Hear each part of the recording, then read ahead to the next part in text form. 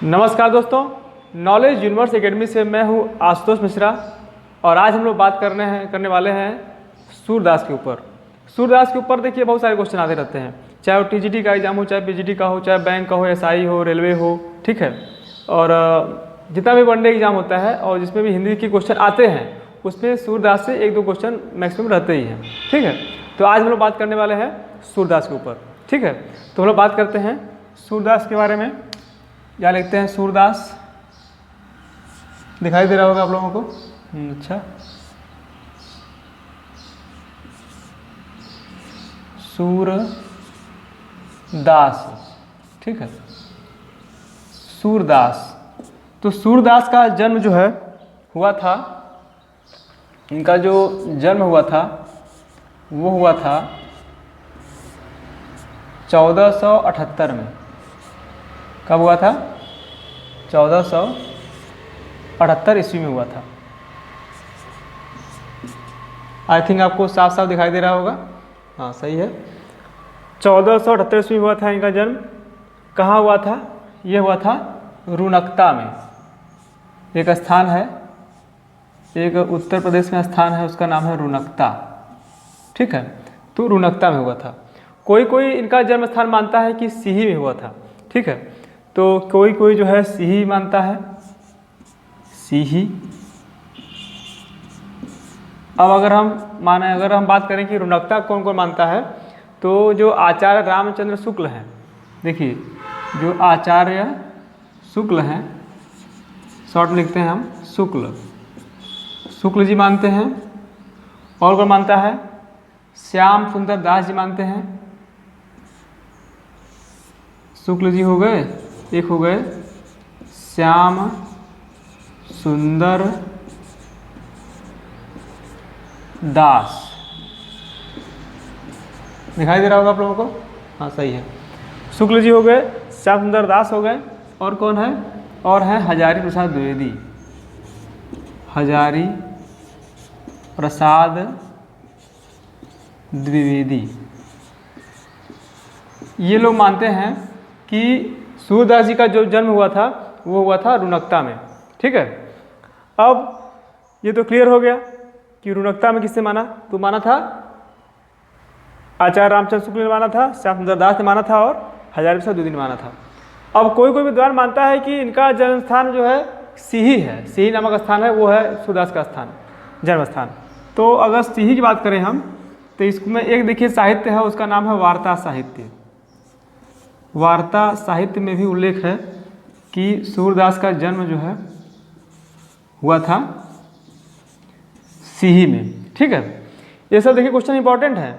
आपको लग रहा हो कि ये तो सर एक्स्ट्रा पढ़ा रहे हैं, ऐसा कुछ नहीं है। ये सारे क्वेश्चन इंपॉर्टेंट हैं। आपसे पूछा जा सकता है कि वार्ता साहित्य में सूरदास का जन्म स्थान कहाँ दर्शाया गया है, या फिर रुनकता में सूरदास का जन्म हुआ था किसने माना है, ठीक है। उसमें 4 ऑप्शन दे देगा, उसमें इन लोगों का नाम दे देगा। तो अगर आपको इन तीनों लोगों का नाम याद रहेगा तो आपको जो है क्लियर होगा, कोई आपको दिक्कत नहीं हो पाएगी, ठीक है। तो उसी प्रकार से सीही को अगर हम देखें तो वार्ता साहित्य में उल्लेख है कि सूरदास का जन्म हुआ था सीही में, ठीक है। साथ ही एक विद्वान हुए हैं, बहुत ही प्रसिद्ध विद्वान हैं, उनका नाम है डॉक्टर नगेंद्र। डॉक्टर नगेंद्र, इनको आप लोग जानते होंगे। इनका जो हिंदी साहित्य का इतिहास है बहुत ही व्यापक, उसमें उन्होंने दर्शाया है। ये डॉक्टर नगेंद्र मानते हैं कि सीही में हुआ था। साथ ही एक और विद्वान है, उनका नाम है गणपति चंद्र गुप्त। गणपति चंद्र गुप्त। देखिए जिसको साफ नहीं दिखाई दे रहा होगा ना, वो अपने वीडियो का क्वालिटी थोड़ा सा बढ़ा लेगा, ठीक है। तो वार्ता साहित्य डॉक्टर नगेंद्र और गणपति चंद्र गुप्त मानते हैं कि सूरदास का जो जन्म स्थान है वो है सीही है, ठीक है। अब आगे बात करते हैं। ये तो क्लियर हो गया कि जन्म कहाँ हुआ था। अब बात करते हैं कि इनके गुरु कौन थे। तो अगर हम गुरु की बात करें, दिखाई दे रहा है ना, ठीक है। अगर हम गुरु की बात करें, गुरु तो जो वल्लभाचार्य हैं वो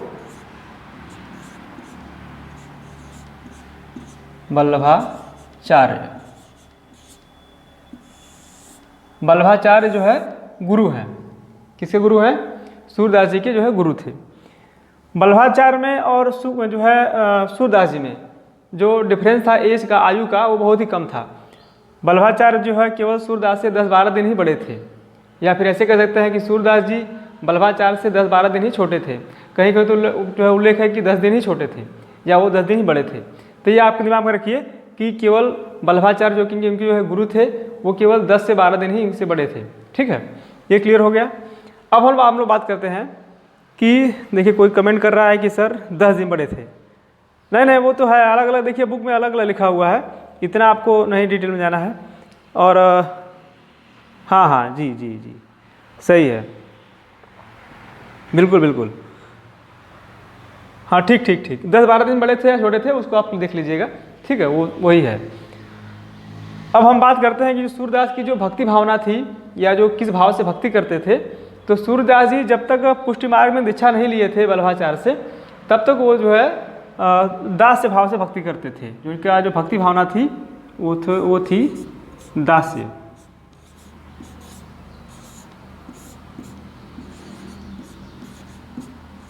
दास्य भाव से ये भक्ति करते थे। ठीक है, लेकिन जब ये सूरदास से जब ये बल्लभाचार्य से जब दीक्षा ले लिए, ठीक है, तब इन्होंने जो है सख्य भाव से भक्ति करना प्रारंभ कर दिया। दीक्षा लेने पर, जब इनका दीक्षा इन्होंने लिया, तो दीक्षा लेने पर इसको समझ लीजिएगा आप, इन्होंने जो है करने लगे भक्ति सख्य भाव से। तो ये सब चीज़ें आपको जो है कोई नहीं बताएगा। इन सब चीज़ों का उल्लेख बहुत लोग कम करना चाहते हैं, या फिर इन सब चीज़ों से जो है बचना चाहते हैं, क्योंकि थोड़ा सा ये डीपली हो जाता है। एग्ज़ाम में आप आपको जो है सब लोग केवल ही बताएंगे कि इनका जन्म कहाँ हुआ था, कौन कौन मानता है। ये सब चीज़ें बहुत ही डीपली पूछी जाती है कभी कभी एग्ज़ाम में, तो ये आपको आना चाहिए। ठीक है, अगर सूरदास के बारे में चर्चा कहीं होगा तो वहाँ पे आप भी एक अगर उसका आप पॉइंट जानेंगे तो आपके लिए बेहतर होगा। ठीक है, कम पढ़िए लेकिन अच्छा पढ़िए, थोड़ा सा डीपली पढ़िए। बहुत लोग कहते हैं, हमको बार बार कमेंट करते हैं कि सर आप बहुत डीपली पढ़ाते हैं। तो डीपली पढ़ाने का मेरा एक ही उद्देश्य है कि जो भी आपका कॉन्सेप्ट है वो क्लियर हो जाए। सूरदास के अगर ऊपर कोई क्वेश्चन, देखिए सूरदास के ऊपर 4-6-10 क्वेश्चन पूछे जाते हैं, और घुमा फिरा के बस नाम क्या है उनका, या फिर कहाँ पैदा हुए थे, उनके जो है गुरु कौन थे, कहाँ जन्म हुआ था, किस ईस्वी में हुआ था। ठीक है, लेकिन सख्य भाव, दास्य भाव इसको लोग छोड़ देते हैं, या फिर बहुत लोग ये भी सोचते हैं कि इम्पॉर्टेंट नहीं है। लेकिन अगर आप सूरदास के बारे में पढ़ रहे हैं तो आपको जो है सारी चीज़ें आपकी क्लियर होनी चाहिए। ठीक है, तो इनका जो भक्ति भाव था वो क्या था, दास्य भाव था। दीक्षा लेने पर जब वो है क्या किए कि ये सख्य भाव से भक्ति करने लगे। ठीक है, हाँ, सही है। देखो कोई कमेंट कर रहा है कि हाँ, सही है। आगे हम लोग देखते हैं कि सूरदास जो है हिंदी साहित्य का सूरदास को सूर्य कहा जाता है। हिंदी साहित्य का सूर्य, हिंदी साहित्य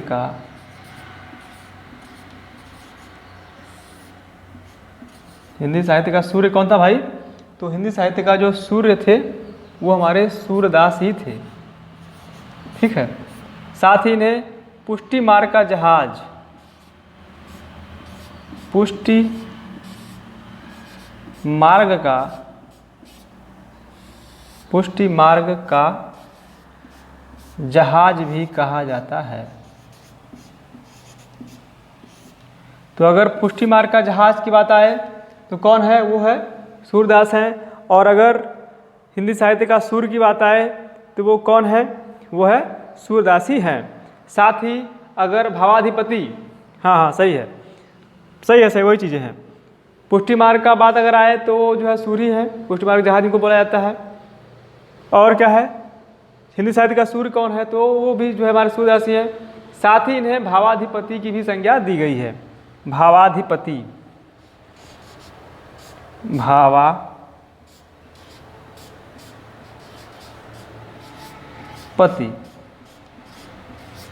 भावाधिपति की भी संज्ञा इनको दी गई है। ठीक है, आगे देखते हैं। कभी कभी एग्जाम में आता है कि बल्लभाचार्य ने सूरदास को क्या कहा था। ठीक है, तो एक पंक्ति बहुत ही फेमस है कि सूर हवै के, दिखा दे रहा है ना, यहाँ देखते हैं। सूर वय के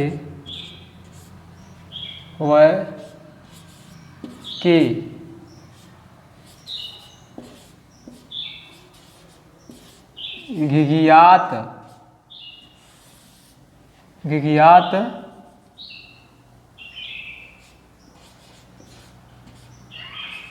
कूहो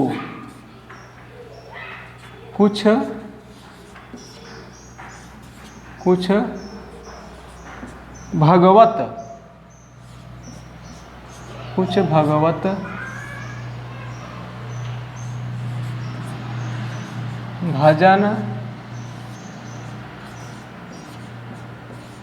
करो। ठीक है, किसने कहा था? ये कहा था, ये जो है बल्लभाचार्य ने कहा था। ठीक है, सूर हवय के घिघियात कूहो कुछ भगवत भजन करो। कभी कभी क्या है ना कि सूरदास जी हमारे जो है इनके अंदर हीन भावना आने लगती थी। ठीक है, तो हमारे बल्लभाचार्य जी जो है चूंकि भाई इनके गुरु थे, तो उन्होंने कहा था कि अरे सूर होए के काहे घिघिया रहे हो। ठीक है, तो हमेशा काहे इतना दिनहीन बने रहते हो। सूर हवय के घिघियात काहे को है, कुछ भगवत भजन करो। ठीक है, ऐसे घिघियाने से कुछ नहीं होने वाला है। इससे अच्छा है कुछ भगवान का लीला का जो है गान करो, कुछ भगवत भजन करो। तो इसी पंक्तियों को सुनकर जो है सूरदास को थोड़ा सा और भाई वो तो ज्ञानी तो खैर थे ही, वो कुछ उनको थोड़ा सा और ज्ञान प्राप्त हुआ और वो भगवत लीला करने लगे।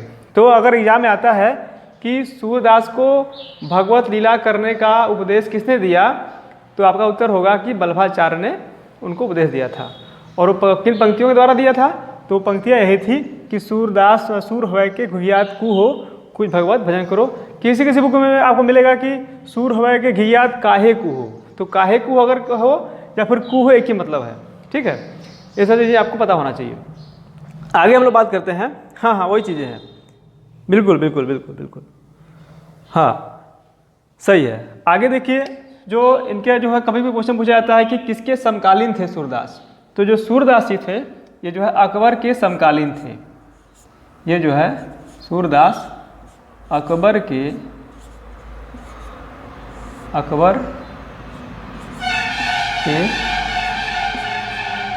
समकालीन थे।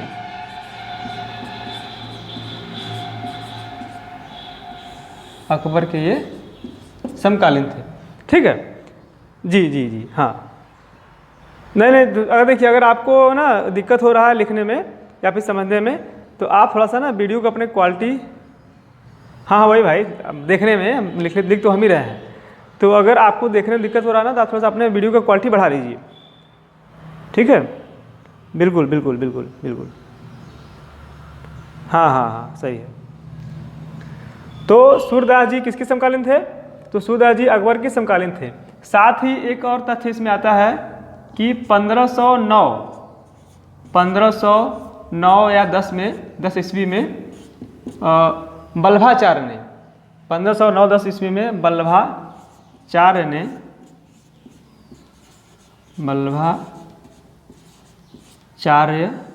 ने सूर को, मतलब कि सूरदास को दीक्षा देकर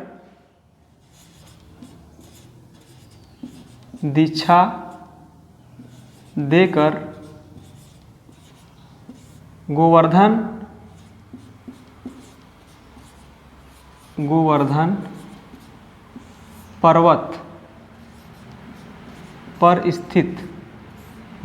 पर्वत पर स्थित क्या था भाई? गोवर्धन पर्वत पर क्या था? आप लोग बताइए कमेंट करके। गोवर्धन पर्वत पर क्या स्थित था, बताइए। हाँ, बताइए। हाँ, तो दीक्षा देकर गोवर्धन पर्वत पर स्थित श्रीनाथ जी का मंदिर था। ठीक है, श्रीनाथ जी के मंदिर में, श्रीनाथ जी के, दिखा दे रहा है ना, श्रीनाथ जी के मंदिर में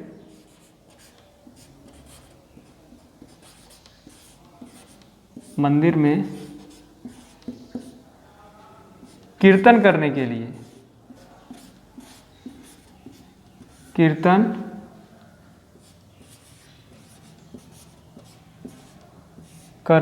लिए नियुक्त किया। ठीक है, कीर्तन करने के लिए इनको जो है नियुक्त किया गया था। ये बहुत ही महत्वपूर्ण तथ्य है कि श्रीनाथ जी के मंदिर में सूरदास को किसने नियुक्त किया था। तो आपका उत्तर होगा इनके गुरु वल्लभाचार्य ने किया था।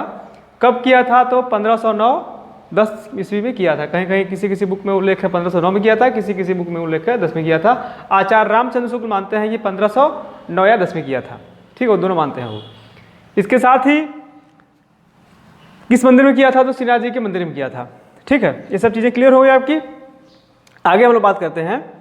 जी जी जी जी जी जी हाँ हाँ हाँ, नहीं वो तो क्लियर तो हो गया था। देखिए, पहले दास भाव से भक्ति करते थे, सूरदास से दीक्षा लेने पर सख्य भाव से करने लगे।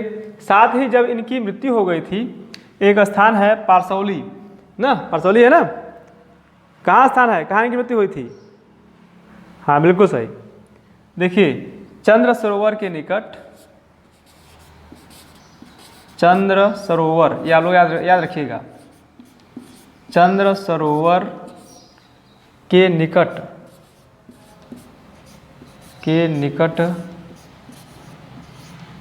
पारसौली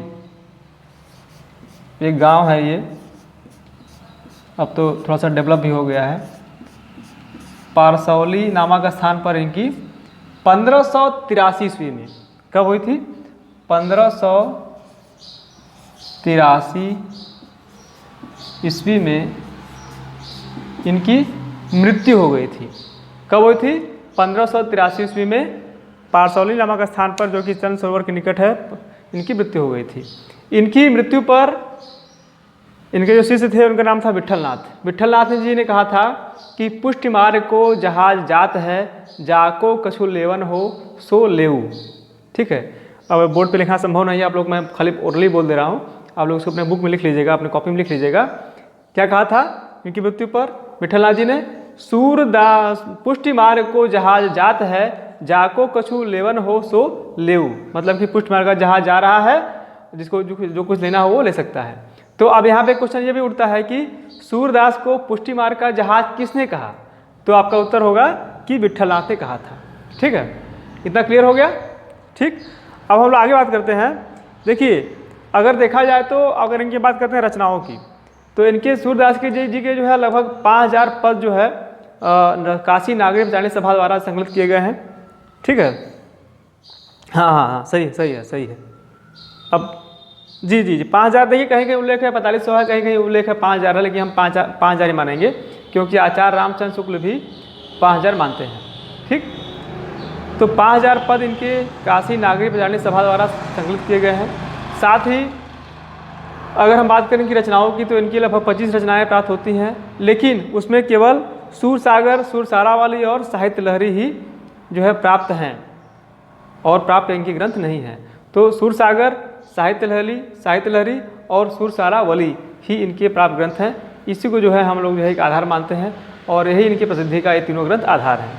ठीक है, अब अगर हम बात करें कि सूरदास की रचनाओं का सर्वप्रथम संपादन किस जो है कब हुआ था, तो सूरदास की रचनाओं का सर्वप्रथम संपादन नहीं ये नहीं है।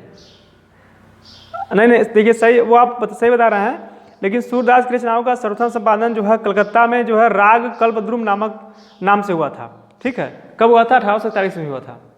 वो सही आप बता रहे हैं, लेकिन थोड़ा सा उसमें आपका मिसप्रिंट है। ठीक है, नहीं, राग कल्पद्रुम हुआ था, राग कल्पद्रुम नाम से हुआ था। कब हुआ था? तो वो हुआ था 1841 ईस्वी में।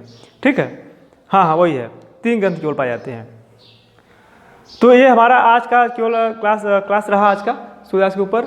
ऐसे नॉलेज के फुल कंटेंट के साथ मैं आपको हमेशा कुछ से कुछ देता रहूँगा। आज के नॉलेज यूनिवर्स एकेडमी के नॉलेज कैप्सूल में केवल इतना ही।